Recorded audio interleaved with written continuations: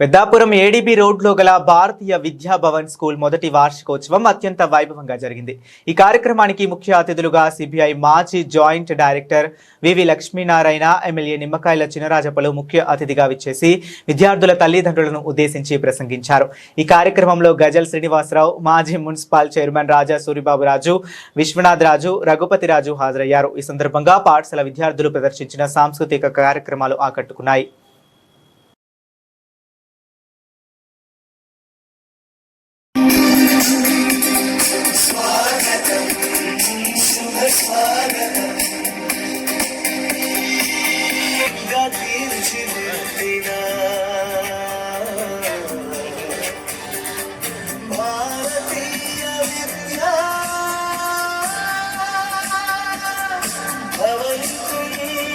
स्वागतम शुभ स्वागतम स्वागतम शुभ स्वागतम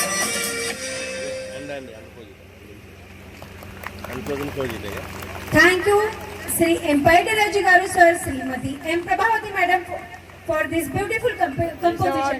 Your parents, give them a big round of applause for this beautiful. ఆనందం కూడా కలడం జరిగింది. మరి ఈ కార్యక్రమం అయితే చాలా సంతోషంగా ఉంది. పెద్దలతో కూడా వచ్చారు, అన్ని ప్రాంతాల నుంచి కూడా వచ్చారు. మరి ఈ కార్యక్రమం వచ్చినప్పటికి మా పెద్దాపురంలో మరి ఇలాంటి స్కూల్స్ అన్ని కూడా ఎన్నో స్కూల్స్ ఉన్నాయి.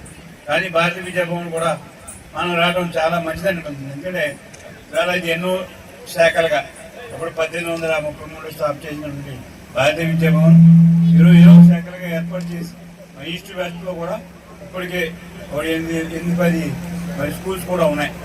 అన్నీ కూడా మంచి స్టాండర్డ్స్ వచ్చి క్రమశిక్షణతో మరి నడిపించే స్కూల్ ఇవన్నీ కూడా మరి విశ్వనాథరాజు గారు ఆయన సేవాభావంతో ఆనందరాజు గారి ఫౌండేషన్ తోటి నడిపిస్తూ ఉన్నారు.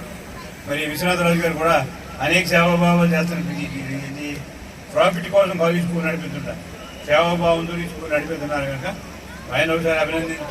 మరి ఆనందరాజు గారు జ్ఞాపకార్థం మరి ఇంకా అన్ని స్కూల్ స్థాపించి ఇంకా మంచి స్టాండర్డ్ తోటి ఇంకా చేయాలని చెప్పి కోరుకుంటూ సంవత్సరం జరిగిపోయింది.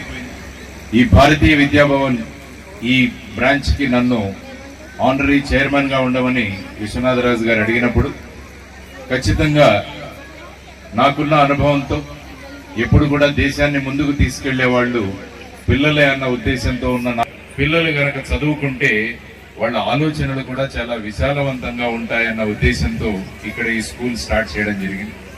ముఖ్యంగా ఈరోజు ఈ కార్యక్రమానికి వచ్చిన మాజీ డిప్యూటీ చీఫ్ మినిస్టర్ గారు, హోంమంత్రి గారు, ఈ ప్రాంతపు ఎమ్మెల్యే శ్రీ చినరాజప్ప గారు కూడా ఈ కార్యక్రమానికి రావడం అన్నది చాలా గొప్ప విషయం.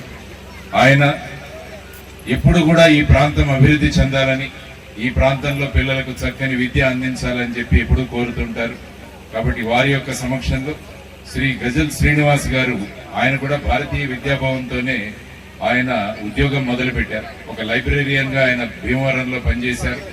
ఆయన కూడా ఈ కార్యక్రమానికి ముఖ్య అతిథిగా రావడం, ఆ తర్వాత సూరిబాబురాజు గారు, కార్యక్రమానికి విచ్చేసిన అనేక మంది పెద్దలు, శ్రీనివాస్ గారు, వారందరికీ కూడా స్వాగతం పలుకుతూ ఈరోజు పిల్లలు చక్కని కార్యక్రమాన్ని ఇక్కడ ప్రదర్శిస్తున్నారు. వారంతా ఇప్పుడు కేవలం 79 మంది మాత్రంతో పాటే మొదలుపెట్టిన ఈ యజ్ఞం ఏదైతే ఉందో అది ఇంకా భావి తరాల్లో ఇంకా ముందుకు వెళ్లాలని నేను మనస్ఫూర్తిగా కోరుకుంటున్నాను.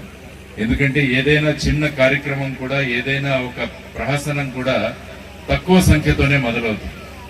మహాత్మా గాంధీ గారు దండి సత్యాగ్రహం ప్రారంభించినప్పుడు ఆయనతో పాటు 72 మంది మాత్రమే ఉన్నారు. కానీ దండి సత్యాగ్రహం పూర్తి అయ్యేసరికి సుమారుగా 6 లక్షల మంది ఆయనతో కలిశారు.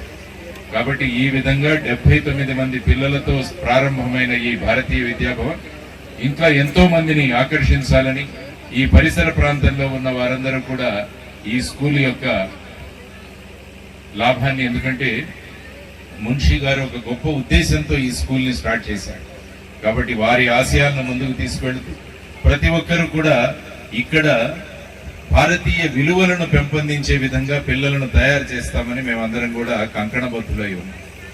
భారతీయ విలువలు ఏంటంటే మాతృదేవోభవ, పితృదేవోభవ, ఆచార్య దేవోభవ, అతిథి దేవోభవ.